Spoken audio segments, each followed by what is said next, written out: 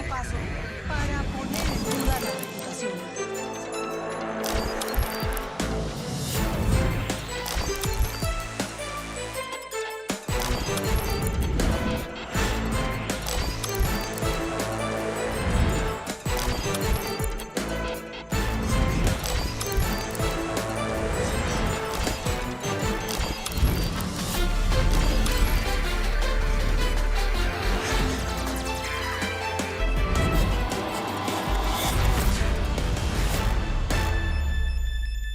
Muy buenas noches y bienvenidos a Los Informantes. Soy María Elvira Arango y aquí estamos como siempre, como todos los domingos, con 3 grandes historias. Karen tenía 13 años, se acababa de graduar de primaria cuando fue reclutada a la fuerza, sí, con 13 años, por las disidencias de las FARC al mando de alias Iván Mordisco.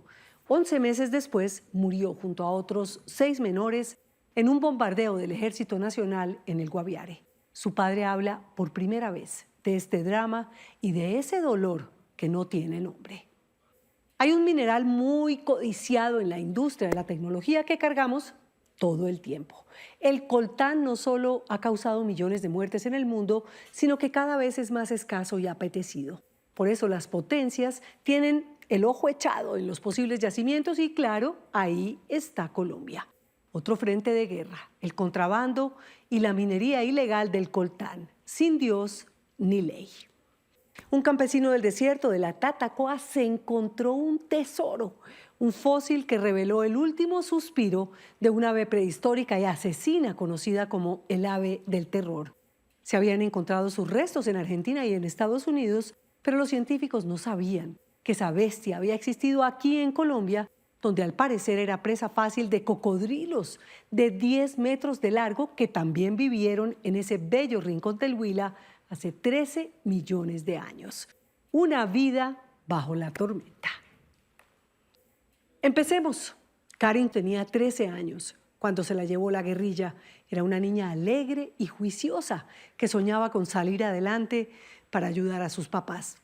Era uno de los 7 menores que murieron en el bombardeo del ejército a las disidencias que los usa como carne de cañón. Eduardo Contreras esperó a las afueras de la morgue de Medicina Legal en Villavicencio con Ruber hasta que le entregaron el cuerpo de su hija. Hablaron sobre el dolor, sobre la culpa y la impotencia por no haberla podido rescatar. Pues mi hija era una muchachita muy alegre, hacía muchos TikToks, hasta incluso tengo los TikToks que aún ella grabó por ahí, ¿no? Le gustaba mucho estudiar, le gustaba colaborar mucho en lo que fuera, era una persona muy alegre. En el colegio le gustaba ser la primera en hacer sus presentaciones, colaborarle a sus compañeros. Hola, ¿qué haces? Pensando. Pensando en mí. Dije pensando, no perdiendo el tiempo. Karen estaba feliz. Se graduó de quinto de primaria a fines de 2024. En distintas fotos de ese día se le ve sonriente, con toga y birrete, celebrando su logro. Esto es de 2024. ¿Qué soñaba hacer Karen? El sueño de ella era tan bonito que siempre lo decía, que era algún día salir adelante y ayudarnos a nosotros como padres.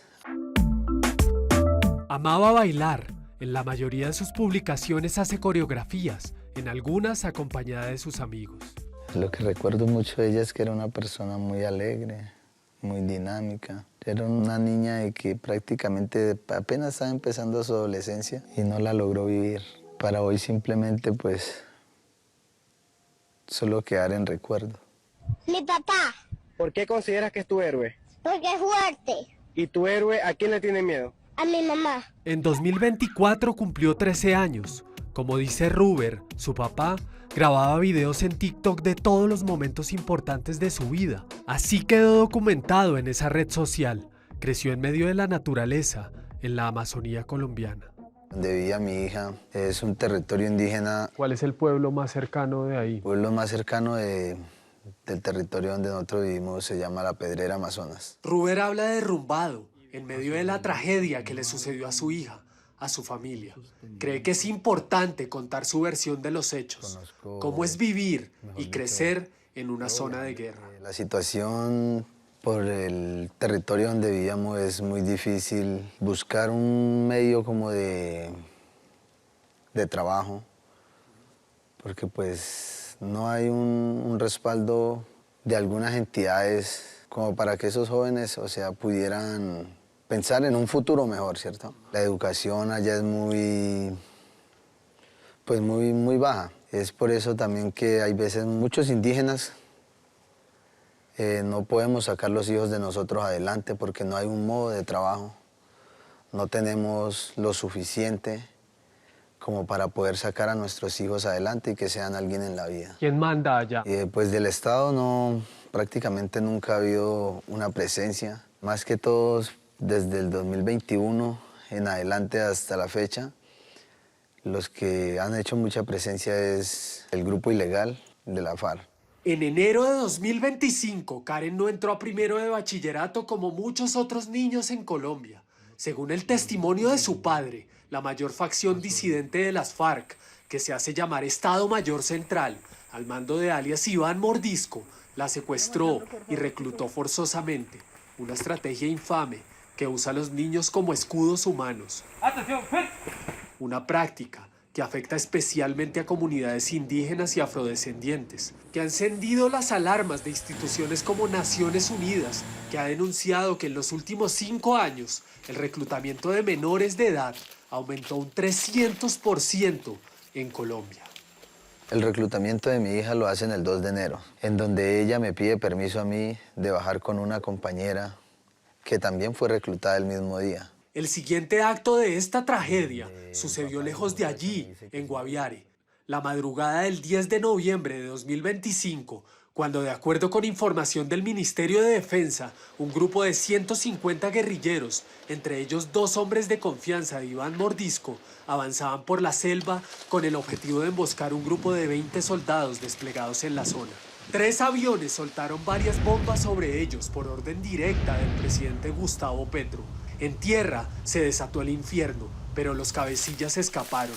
19 guerrilleros murieron allí, entre ellos 7 menores reclutados a la fuerza por esa guerrilla. Una niña de 13 años, entre ellos. Su nombre era Karen. Es una noticia que prácticamente a uno como padre, pues a mí me dio muy duro, porque pues yo tenía una relación muy bonita con mi hija. Para mí fue un golpe muy duro. Hasta ahorita aún sigo pues con el mismo dolor, no porque pues nunca voy a superar eso. Aunque en el pasado el presidente Gustavo Petro se había comprometido a no realizar bombardeos a guerrillas donde hubiera menores de edad, ha defendido la operación, señalando necesidad militar inminente. Íbamos como Estado a defender a muchachos, soldados que estaban a 285 metros. Allí caen menores de edad. Mientras organismos como la Defensoría del Pueblo señalan que el principio de humanidad debe prevalecer en todo combate. Lo que yo le diría al presidente es de que se pusiera la mano en el corazón y mirara todo el sufrimiento de todos nosotros los padres, que en este momento estamos viviendo ese dolor, pues por una toma de muy mala decisión que él hizo, ¿sí? Aún sabiendo que había menores de edad. Me reuní con el ministro de Defensa Pedro Sánchez, le mostré las fotos de Karen y le pedí una respuesta para su familia sobre lo ocurrido en el bombardeo. ¿Qué puede decirle a este papá y a esta familia? Que siento un dolor supremamente profundo. Al ver la imagen de la menor, me duele muchísimo que estos criminales estén victimizando a nuestros menores, llevándolos a cometer infracciones y haciéndolos que pierdan la protección. Y esa misma imagen, por ejemplo, la contrasto con el hijo de Miguel Uribe. O esa misma imagen la contrasto con los hijos de los 155 militares que han sido asesinados y policías. Antes de proceder con el bombardeo, ¿sabían que había menores ahí? La certeza del 100% no, pero la probabilidad sí era muy alta, porque sabemos que estos grupos criminales reclutan a menores. Hemos hecho 13 bombardeos, 8 de los cuales han sido ejecutados este año, y en esos solamente hemos tenido afectación de menores cuando se ataca las disidencias de alias Mordisco. Muestra de alguna manera que sí están reclutando. ¿Presidente sabía que había menores ahí? Nosotros le presentamos al señor presidente la operación y era inminente la necesidad de emplear esta capacidad que se llama apoyo aéreo cercano. Es decir, unas tropas están muy cerca al enemigo, con una relación de 1-6 o 1-7, y se requiere brindar el apoyo de fuego. Y en este caso, por la amenaza, se empleó bombardeo. Y le dijimos, hay esta probabilidad de que haya menores, pero ahí se balancean todos los principios para tomar esa decisión. Es una niña esa que va a poder manejar un fusil de eso. Y pues es difícil escuchar también al Estado lo que dicen, en donde uno se da cuenta de que pues este gobierno era uno de los que criticaba mucho los bombardeos. Y mire qué está pasando. Te están matando puros niños, menores de edad. Personas que, como por decir, no saben ni cómo vivir la vida todavía. Ruber tiene 34 años. Llevaba varios días frente a Medicina Legal de Villavicencio, esperando que le entregaran el cuerpo de Karen, cuando me encontré con él. Cuénteme cuánto tiempo lleva aquí esperando. Pues llevo 7 días en espera de la entrega del cuerpo de mi hija. Pues para mí ha sido muy duro esta situación, enterarme de que mi hija, que es menor de edad, haya caído pues en ese bombardeo, ¿no? ¿Usted cómo se enteró de que su hija estaba en ese grupo? Pues ya me entero cuando por las redes sociales pasan que Medicina Legal en Villavicencio pues dan el positivo de que son los menores de edad, y en eso pues está mi hija. Esa misma mañana le entregaron los restos de su hija en un ataúd sellado. Familias de otros menores fallecidos en el bombardeo tuvieron que acudir a organizaciones de caridad para retornar los cuerpos hasta sus lugares de origen. Prácticamente yo en la entrega del cuerpo que me hicieron de mi hija no miré nada. A mí me la entregaron ya dentro del cajón, unas partecitas del resto de mi hija envuelto en una bolsa. Son unas cosas mínimas, porque pues el cuerpo de mi hija no tenía solo un brazo, no tenía solo una pierna. Mi hija no estaba sin la cabeza, mi hija tenía todo completo. Es difícil porque pues, por decir, hay partes del cuerpo que yo creo que prácticamente ni siquiera llegaron. Ruber conoce de cerca las disidencias. Según su testimonio, era lanchero cuando en 2020 un comandante guerrillero le pidió transporte. Yo soy motorista, distingo mucho el río, desde partes de Pedrera para abajo hasta Puerto Santander. Trabajé con el territorio como logístico. En cuando pues se acaba el trabajito, no hubo más posibilidades de trabajo. ¿En qué año? Eso se acabó como para el 2020. Ya entraron el grupo armado del Frente Amazonas Johnny Arena, en donde pues ellos llegan sin conocer el territorio, sin conocer nada, en donde pues contratan a una persona para que le haga un viaje de alimentos y combustible. Los viajes se hicieron recurrentes. Y pues de ahí ya pues llegaban a la casa 4 o 5 guerrilleros armados a buscarme para seguir haciendo el mismo trabajo, en donde ya no recibí ni un pago. Nadie va a ser tan ignorante en estar cobrándole a esos grupos, ¿sí? Entonces ya a lo último pues prácticamente se veía uno obligado a que ya tenía que hacer el trabajo para ellos. Ruber afirma que ingresó a las filas de la disidencia como miliciano, que no tuvo opción en un territorio dominado por ellos. Nosotros como indígenas nos sometemos a esa causa porque pues no hay una presencia del Estado, no hay un apoyo para un sostenimiento de la familia, en donde nos toca a nosotros someternos. Después de que usted no se someta con ellos, prácticamente lo puede conllevar a la muerte también. Según su testimonio, desertó de las filas de la guerrilla y se entregó al ejército en la base de Araraquara, Amazonas. Yo me volé.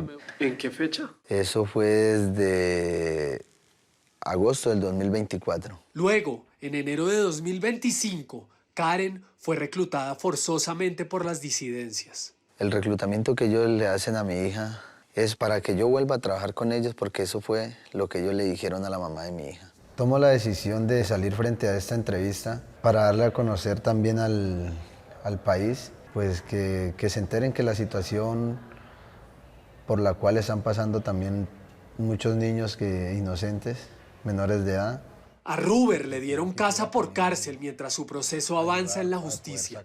En junio de 2025, su hija Karen se contactó por última vez con él. Esa fue la última vez que la vio con vida. ¿Cómo podía ella tener un aparato para comunicarse? Mi hija no tenía ningún celular.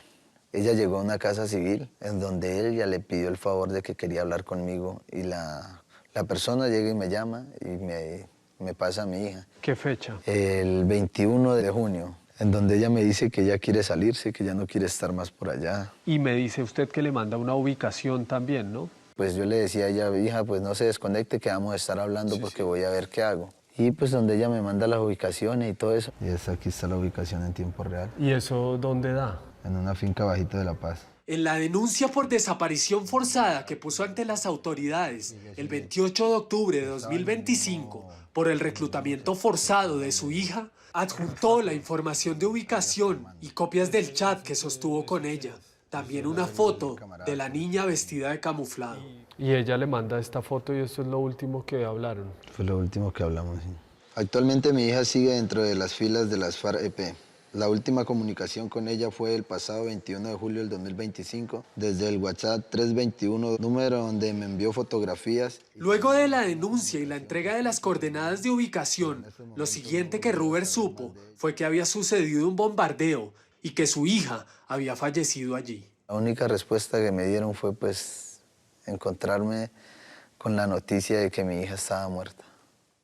La noticia de la muerte de Karen, de 13 años, le dio la vuelta al mundo. Ruber, en medio del dolor, teme también por su vida. Es un objetivo militar de las disidencias. Me siento culpable por una parte en donde pues ella me pide la ayuda de que la saque y no pude. O sea, no pude sacarla ni aún pidiéndole ayuda al Estado. No logré hacerlo. Hasta el momento de hace 7 días que me entero que mi hija está muerta, pues aún no he superado tampoco eso. Y sí, me siento culpable por ese lado, de que no ayudé a mi hija a salir de allá. El protocolo 2 de Ginebra dice que los menores de 15 años no pueden ser reclutados, no pueden participar en hostilidades y deben gozar de una protección especial. Fuerzas Armadas Revolucionarias de Colombia. Cada 20 horas, un niño, niña o adolescente fue utilizado por grupos armados en Colombia. Una cifra escalofriante que debería sacudir al país. Karen soñaba con algún día convertirse en bailarina profesional. En cambio, terminó viviendo una tragedia. El reclutamiento forzado acabó con su vida.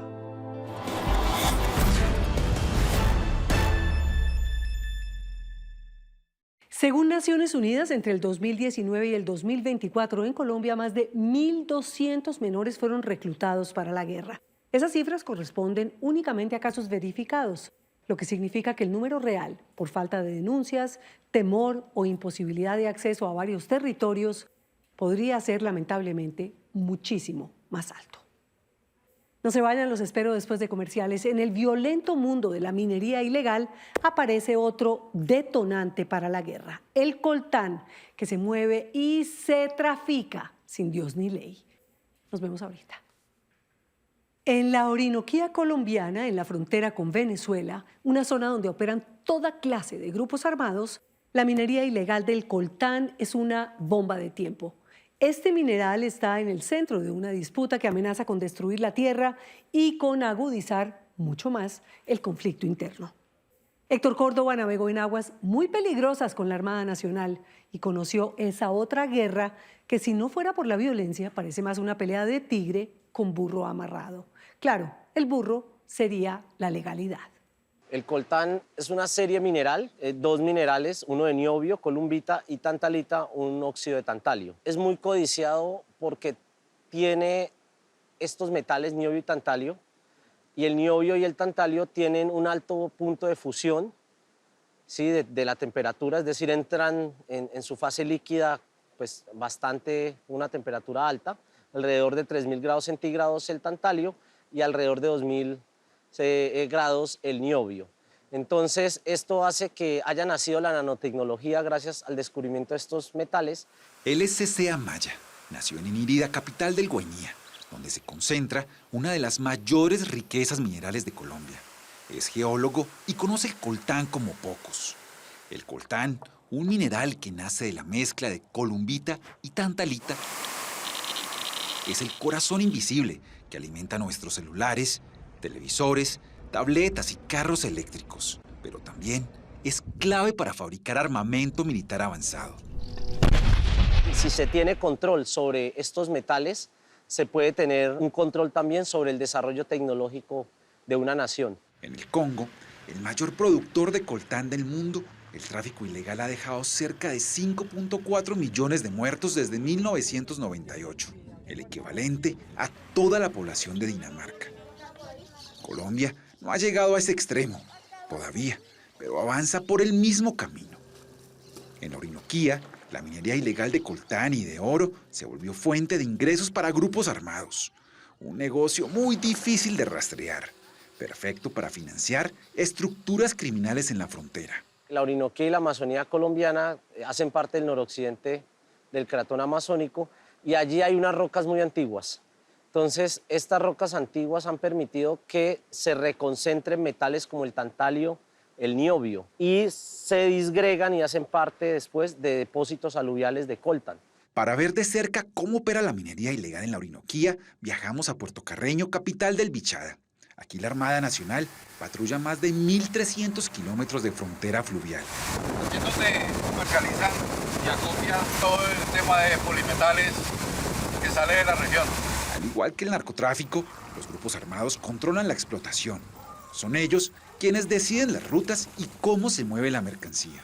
¿Cómo operan los grupos armados, general? Yo creo que la analogía más práctica es con la que más duro hemos vivido durante tantos años de conflicto, que es el narcotráfico. Pero esa es la mejor analogía para poder hablar de la minería, porque los grupos, así no estén directamente involucrados con la explotación ilícita de esos yacimientos mineros, sí son los que controlan esa explotación, porque son los que permiten quién sí y quién no lo haga, de qué forma lo comercialicen o lo muevan, bajo la autorización de quién o de quiénes, y a quiénes les deben inclusive entregar o no lo que produzcan. Según el brigadier general Rafael Olaya, comandante de la Fuerza Naval de la Orinoquía, el negocio de la minería ilegal de coltán financia directamente al ELN y estructuras de la Segunda Marquetalia, grupos que instrumentalizan a comunidades indígenas y campesinas para la extracción. Solo en Bichada, las incautaciones de las Fuerzas Armadas superan los 1.2 billones de pesos. Aquí tenemos ELN y Segunda Marquetalia, sobre todo en esta parte limítrofe con el vecino país. José Daniel Pérez Carrero del ELN, y tenemos también Segunda Marquetalia, que son los que están ejerciendo esa actuación criminal sobre todo lo que sea economías ilícitas. En las entrañas de la Orinoquía, en la frontera con Venezuela, los mineros sacan el coltán con bateas de los afluentes de los ríos más importantes. Pero la necesidad se encuentra con un riesgo latente. La minería aluvial daña el ecosistema y expone a los mineros a graves peligros, incluso radioactivos. El material es radioactivo. En la estructura cristalográfica del coltán vienen incorporados también elementos químicos como el uranio, como el torio, y esto puede también afectar considerablemente la salud del minero porque pues, la radioactividad es invisible y la larga exposición a la radioactividad es donde más conlleva a enfermedades como el cáncer, por ejemplo. El coltán nace en el ancestral escudo guayanés que atraviesa Guyana, Surinam, Guayana Francesa, Brasil, Venezuela y parte de Colombia, donde rocas con miles de millones de años liberan partículas oscuras al deshacerse con la lluvia. Aquí, en la Orinoquía, el tiempo avanza lento, pero el interés de las estructuras armadas crece muy rápido. El coltán sí es una piedra que da plata, pero es una piedra muy peligrosa por todos los sentidos, tanto como para la gente del monte como para la gente para la ley. Y para la salud de uno también, porque eso bota un químico que el único animal que se le acerca es el murciélago. Este exminero, que llamaremos Carlos, llegó hace 20 años al Guainía, atraído por la fiebre del oro y el coltán. No da la cara porque hablar de lo que pasa en la región le puede costar la vida. La mina de Tantalita está en Colombia, está en Venezuela. Pero ahorita con tanta persecución la gente casi no está sacando así mucho aquí en Colombia, no. Están sacando más entre la frontera entre Venezuela y Colombia. Hay minerales, sí están trayendo coltán de Venezuela, porque esta geología no la limita a la frontera. Son las 6:30 de la mañana. Llueve a cántaros en Puerto Carreño. La Orinoquía enfrenta la peor temporada de lluvias de la última década. Una avioneta Cessna Caravan de la Armada Nacional nos lleva hasta Inírida. Buenos días. A 6.000 pies de altura, se ve cómo las inundaciones devoran kilómetros de selva. General, muy buenos días. Para rastrear esta cadena de contrabando, nos metimos río arriba, en territorio enemigo. Por seguridad, debemos usar chaleco antibalas. Entrar aquí no es fácil. La Armada Nacional despliega su fuerza con 6 embarcaciones que llaman pirañas, armadas hasta los dientes. Cruzamos el río a 120 kilómetros por hora. La temperatura roza los 40 grados y el viento golpea fuerte. Un descuido en estas aguas puede ser mortal. El río es peligroso y traicionero, vigilado por grupos armados de día y de noche. ¿Dónde estamos, general? Bueno, ahorita estamos saliendo desde la capital del departamento del Guainía, desde el muelle principal del municipio de Inírida, y vamos a llegar exactamente a las desembocaduras del río Inírida sobre el Guaviare. Y de ahí continuamos río Guaviare hasta llegar al Orinoco. Ahí es donde vamos a encontrarnos con la población de Amanabén. ¿Qué es Amanabén? Amanabén es un punto en donde se está acopiando todo el tema de arenas negras que sale de la región. Después de 2 horas navegando sobre el río Inírida hasta el Orinoco, la atención se centra en Amanabén, un punto caliente en la frontera con Venezuela.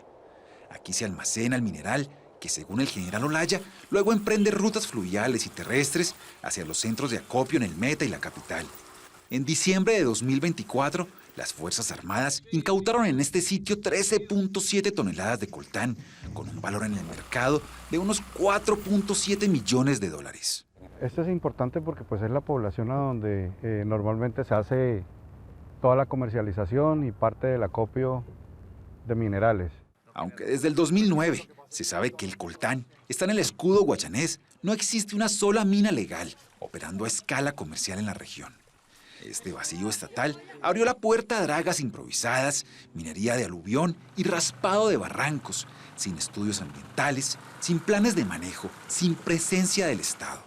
Fíjate que ahí hay una ambigüedad, porque identificamos la necesidad del coltán en la producción de tecnología y de muchos bienes, ¿sí?, que requiere la sociedad. Eso es indudable. Pero esa explotación ha conllevado siempre a través de violencias, guerras, sangre y deterioro social. Detrás de la tecnología de punta hay una desigualdad enorme.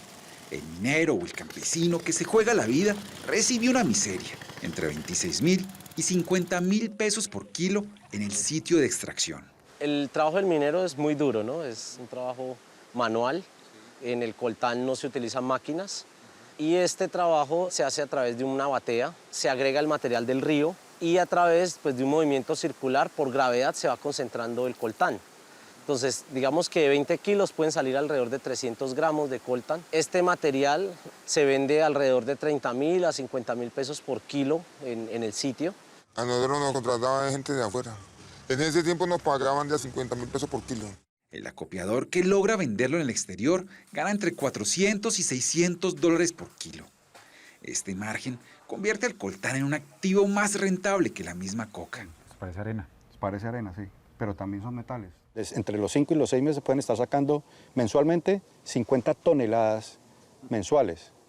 En 6 meses, multiplique eso, puede ser mucho más. Claro. Porque nosotros hemos incautado entre 14, 15, 20 toneladas en lo que llevamos corrido de diciembre del año pasado a lo que llevamos este año en operaciones conjuntas o de forma individual. Ya llevamos casi, yo creo que vamos a alcanzar las 100 toneladas. Aquí estamos en uno de los almacenes donde tenemos material incautado. Usted está levantando metales.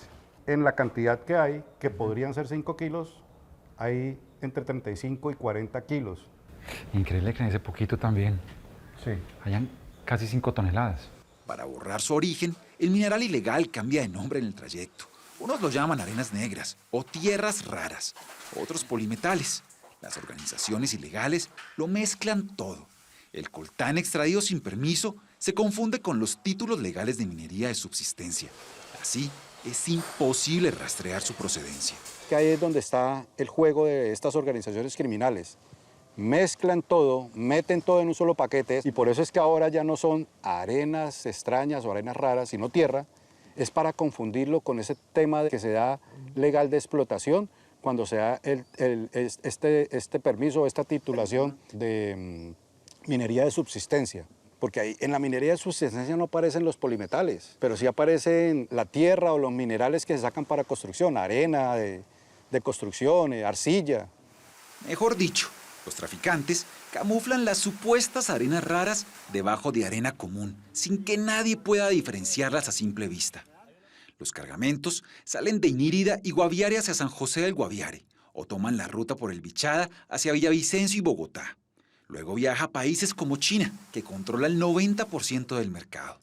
El negocio es tan sofisticado que al llegar a los puertos de exportación, Cartagena o Buenaventura, la carga lleva toda la documentación legal, todos los papeles en regla.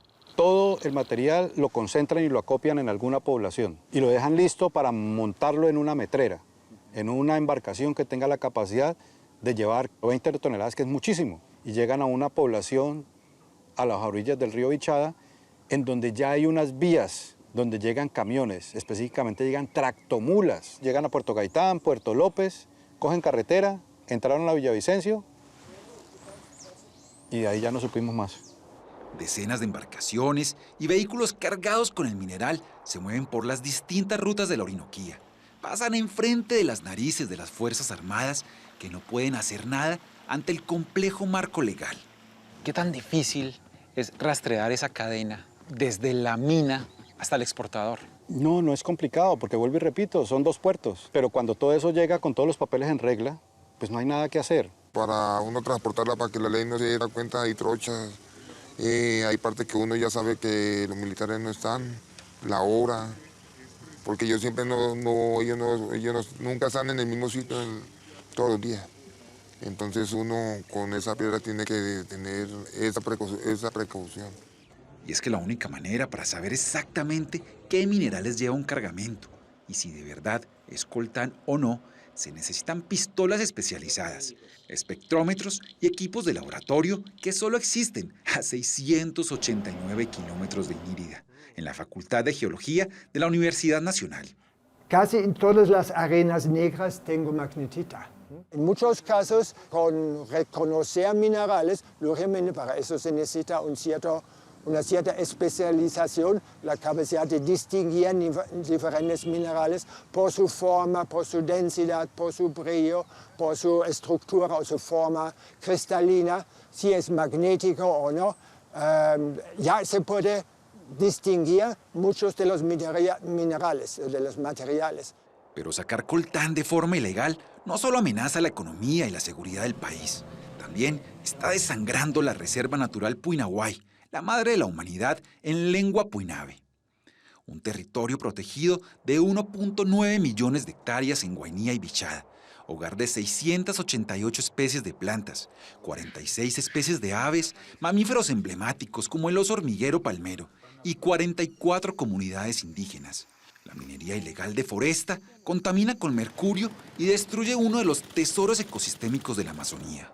Porque cuando entra uno a la página de ANA Minería, encuentra que Bichada y Guainía tienen títulos mineros expedidos, títulos mineros legales. Pero venga, si son reservas naturales, ¿por qué están expidiendo títulos o titulación minera? ¿Cómo hacemos nosotros para llegarle a la judicialización si lo justifican con una legalidad de una cantidad de documentación que efectivamente cumplen los requisitos, pero omiten el tema medioambiental?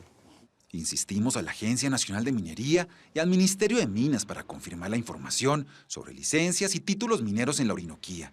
Pero hasta el cierre de esta investigación, ninguna institución se pronunció de forma oficial. ¿Se siente un poco como con el agua al cuello, general, ya? No, pero en el agua estamos siempre.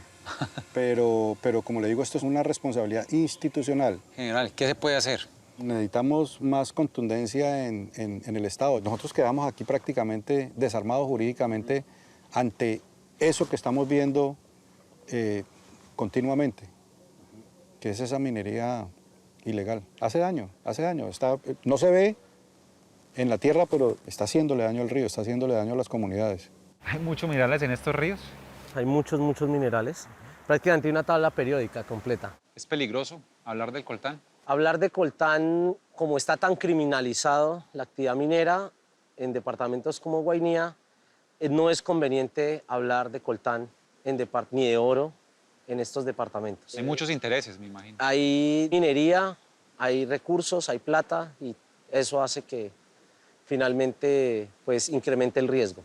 Sin un ordenamiento minero claro y capaz de proteger su territorio, esta nueva guerra tecnológica seguirá entregando la riqueza de la Orinoquía a grupos criminales, mientras el mundo enciende sus pantallas.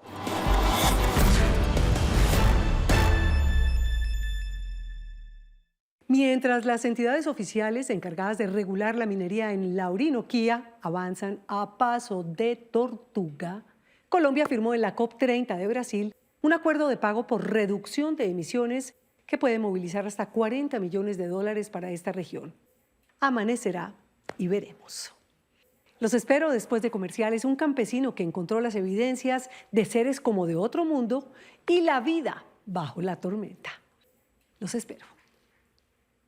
Hace 13 millones de años, el desierto de la Tatacoa era más parecido al Amazonas, con ríos, árboles y depredadores gigantes. En el agua, el Purusaurus, un cocodrilo de más de 10 metros. Y en la tierra, un ave de 3 metros de alto conocida como el ave del terror. Durante décadas, científicos buscaron evidencia de este depredador en Colombia, pero fue un campesino el que encontró la prueba reina. Simón Posada conoció a César Perdomo, un hombre que lleva más de 40 años viviendo, sufriendo y hasta aguantando hambre por cuenta de los fósiles. Una vida tormentosa. Yo lo puse el Museo La Tormenta porque yo siempre vivo atormentado por los fósiles, como recojo, como busco y me falta plata, me falta tal cosa. El museo lo tumbó una tormenta de lluvia, viento y truenos, entonces la tormenta. O sea, su vida ha sido una tormenta. Sí, señor, y sigue siendo un tormento, me imagino, hasta que me vaya a este mundo. Si uno dura 90 años, más 90 años no voy atormentado buscando fósiles. La Tormenta. Así se llama este pequeño museo en el desierto de la Tatacoa, que ha sido construido únicamente por las manos de este hombre, César Perdomo, un campesino nacido en esta tierra árida hace 45 años. Él ha traído hasta esta colina del desierto ladrillo por ladrillo, bulto por bulto, teja por teja y fósil por fósil. Pues este museo arrancó desde yo muy niño, porque yo soy campesino, ¿no? Bajo estas latas de zinc existen varios tesoros que la ciencia todavía no conoce. Y fue precisamente un pequeño fósil el que nos trajo hasta aquí para conocer a César. Se trata de un pedazo de un ave del terror, un animal de 3 metros de alto, que la ciencia no sabía que había pasado por este lugar hace 13 millones de años. Y yo soñaba con los fósiles donde yo encontraba. Me ponía a orinar y estando orinando veía fósiles, me quitaban las ganas de orinar. ¿Le ha pasado que usted sueña dónde está un fósil? Sí, señor. ¿Y va al sitio y lo encuentra? Sí, señor, sí, señor. Decir que César está obsesionado con los fósiles es quedarse corto de palabras. ¿Cuántos fósiles ha recolectado usted? Yo creo que pasan de 5.000 piezas, no enteros, no piezas, ¿no? Esta historia, más que la de una obsesión, es una historia de amor muy inusual, un amor verdadero. Los fósiles son el amor de su vida. Sí, señor, rescatar una historia de la Tatacoa, ¿no? Este es el ingreso al Museo La Tormenta. A eso es que ha dedicado César cada segundo de su vida, a rescatar la historia de lo que hubo aquí hace 20 millones de años, cuando este lugar era más parecido al Amazonas que al bosque seco tropical que es hoy en día. ¿Usted le encantaría montarse en una máquina del tiempo y llegar allá o qué? Sí, porque pues uno ama esto que uno no encuentra nada y uno quisiera encontrar. Pues yo he sido solista, uno solo se imagina cosas, porque pues, ¿con quién hablo? Si casi pues mi proyecto es campesino. Pues. Para César, los fósiles son sus hijos, son su familia. Y uno lo quiere como cuando uno carga al hijo de uno pequeño, usted lo carga alzado. Así es un fósil para uno. Si uno toca arroparlo con la cobija, lo arropo con la cobija, con la camisa, con el sombrero, con lo que sea. Y entonces este es la habitación. Este es mi penthouse, sí señor. Un cuarto de loco, pero sí. Los fósiles son mi familia, me gusta que vivan más bien ellos que ni yo, son mi familia. Por eso vivo con ellos. ¿Y usted ha dormido en el desierto? Sí, en campo abierto, sí señor, con los fósiles, sí señor, claro. Ha sido los mejores momentos de mi vida de sueño, los he pasado en el bosque en campo abierto, de quedarme dormido, amanecer descansado, no sentir temor de nada, de que estoy solo, un amor genuino. Dice que hasta ha pasado hambre en honor a los fósiles. Usted a veces ha llegado a la situación en que dice, o compro mercado para comer, o me lo gasto en ir a sacar un fósil. Sí, claro. Como le digo, yo conozco mucho el hambre. Es decir, usted se ha quedado sin comer por un fósil. Sí, señor. Es un hobby de sangre que lo maltrata feamente a uno porque no le gusta. Uno se le escurece, aguanta hambre, aguanta sed, aguanta sol, cansancio, lluvia. ¿Todo por los fósiles? Sí, señor. Todo por un patrimonio que no le gusta. César tiene 2 hijas de un matrimonio que se frustró por cuenta de su amor por los fósiles y el desierto. Ellas vienen del pueblo, ellas se criaron allá y tienen el apellido mío, ¿no? Pero pues que quieran los fósiles, no ese acercamiento, que les guste, ¿no? Y pues uno tampoco puede obligar a un hijo que haga a la manera de uno, lo que ellos quieran hacer también, ¿no? ¿Hace cuánto se separó usted de su esposa? No, yo nunca viví con mi esposa. Fue un amor a distancia. ¿Por qué? Pues porque ella en el pueblo y yo acá. Una mujer no le pone cuidado a un loco. Un loco cogiendo piedras sí, todo el día. Recogiendo patrimonio, sí. Bajo este techo hay 40 años de fósiles que ha recolectado por estas tierras. Pues acá están los 40 años de la vida, están acá. ¿En cajas? Sí, señor, en cajas y en ilusiones, sí, señor. En la Tatacoa hay 2 museos más de paleontología. Uno de ellos tiene columnas griegas y parece más un museo de Washington que un museo campesino como el de César.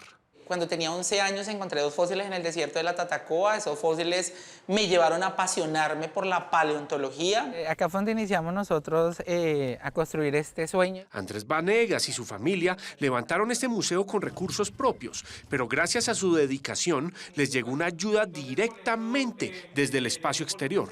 Y en este camino de estar buscando pues personas que nos apoyaran, logré encontrar a muchas personas que creyeron en nosotros, que se dieron cuenta del potencial que tenía este proyecto. Entonces fue así como logré que, por ejemplo, Carlos Jaramillo, que es una de las personas que nos ha apoyado, se empezó entonces a gestionar recursos para poder apoyarnos y poder lograr tener un espacio como este. Y fue así como logró Carlos entonces hablar con un astronauta de la NASA de los Estados Unidos, el capitán William Ander, quien participó de la misión Apolo 8.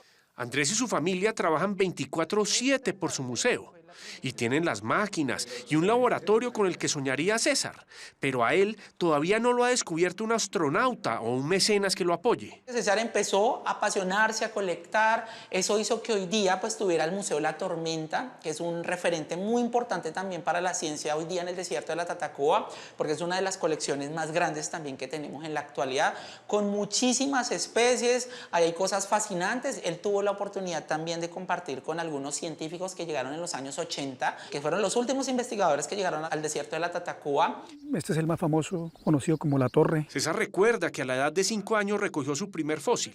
Por ahí lo tengo guardado, la vértebra de un cocodrilo. Por esos días vio expediciones de japoneses y de otros extranjeros que llegaron a la Tatacoa en busca de fósiles. El patio de mi casa era un museo natural, había muchos fósiles. Y poco a poco las expediciones que vienen cuando yo era niño se los llevaron uno a uno.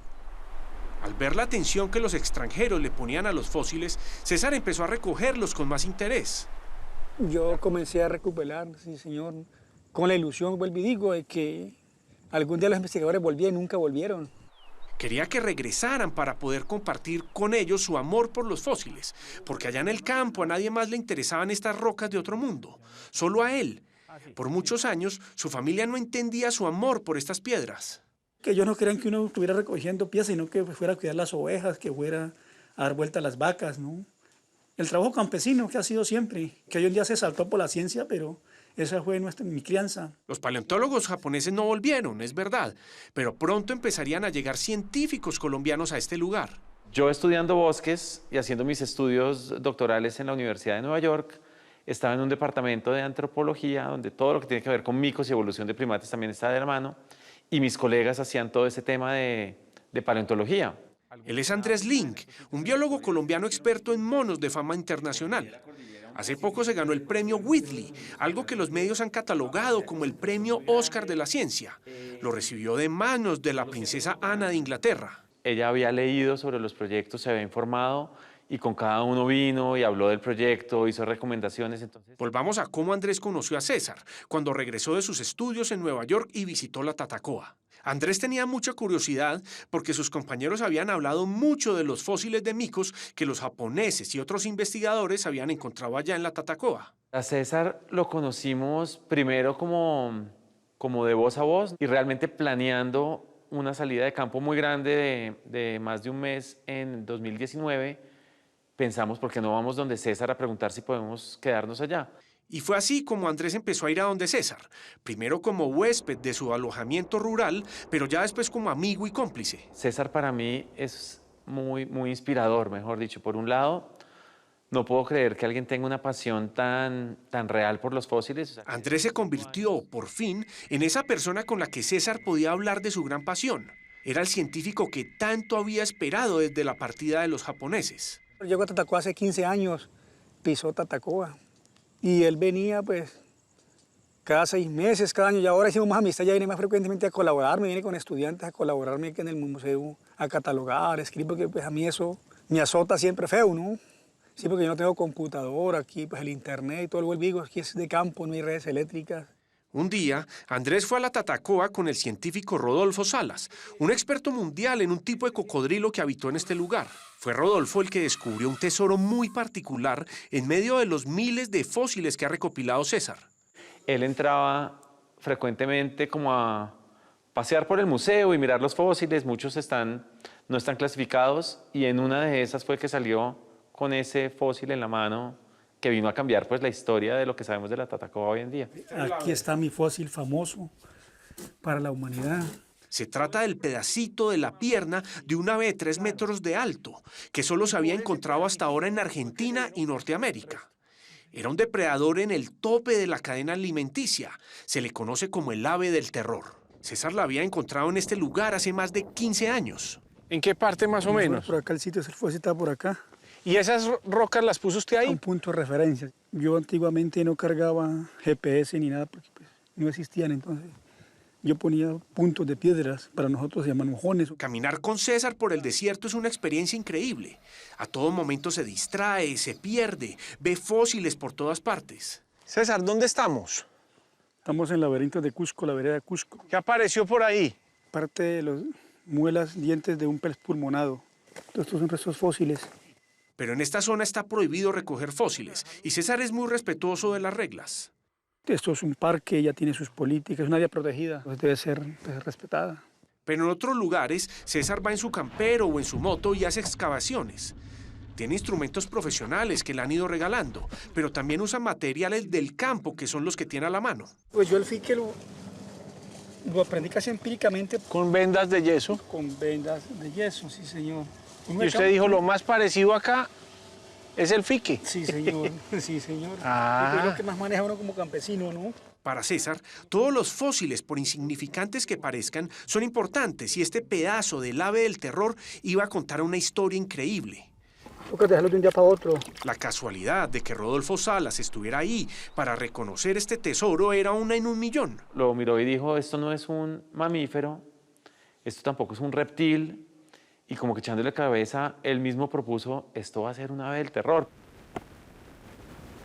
En este lugar del desierto, donde César hizo el que es hasta ahora el hallazgo de su vida, ocurrió un asesinato hace cerca de 13 millones de años. Si se mira con detalle esta pieza, se ve que tiene 2 huecos, que bien podrían ser la muestra del ataque de un cocodrilo contra un ave asesina. Pero pensar que un ave de esas también pudo haber sido ya sea depredada por un cocodrilo o que se hubiera muerto por algún motivo, pero que el cocodrilo hubiera podido acceder a ella, pues lo hace muy interesante. El cazador cazado. No sabemos si se lo comió después de muerto, probablemente lo cazó y sabemos por las marcas que ese animal no se recuperó, mejor dicho, fue el último momento de ese ave del terror porque no se sanaron, digamos, esas heridas. César y Andrés han discutido 1.000.000 de veces cómo pudo ser esa batalla por la vida que tuvieron estas 2 criaturas hace millones de años. ¿Se lo pudo haber comido este de acá u otro? Pudo haber sido uno más gigante, ¿no? Porque pues este es un juvenil. Y fue así como ocurrió algo que era muy improbable, que un campesino colombiano terminara firmando un paper científico junto a personas que han pasado décadas en las universidades. siempre estábamos como discutiendo las implicaciones, los hallazgos, y al final leímos el documento juntos y él iba aportando como sus comentarios también. Mejor dicho, fue una participación científica como la de cualquier otro coautor. Por todo esto hay restos fósiles. De hecho, hace poco se conoció la noticia de una nueva pieza del ave del terror que también encontró César. Esta dupla científica está imbatible y el niño campesino que fue alguna vez, hoy en día es un colega más, trabajando hombro con decenas de científicos que vienen hasta este lugar. ¿Están preparando otro paper que viene ahora a nivel científico para usted? Sí, señor. ¿Es secreto? Sí, secreto, sí. Cuando se publique se dará cuenta. Reservado, humilde y trabajador. Al conocer a César Perdomo uno se da cuenta de que en este país la genialidad también nace lejos de las universidades y que hasta en la mitad del desierto existen personas que, como él, solo están esperando una pequeña oportunidad para dar la sorpresa y salir adelante.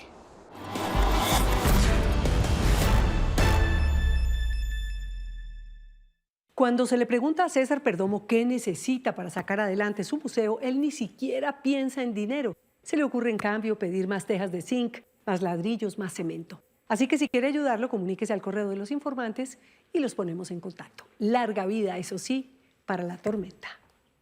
Si quiere volver a ver alguna de nuestras historias, síganos en Facebook, en nuestro canal de YouTube, y ahora también las puede ver todas en Ditu. Descargue la aplicación y repítalas cuando quiera. A continuación, esperen Séptimo Día. El turismo crece en Colombia, pero hay actividades que no cumplen con los estándares mínimos de seguridad y las vacaciones pueden terminar en tragedia. No se lo pierdan.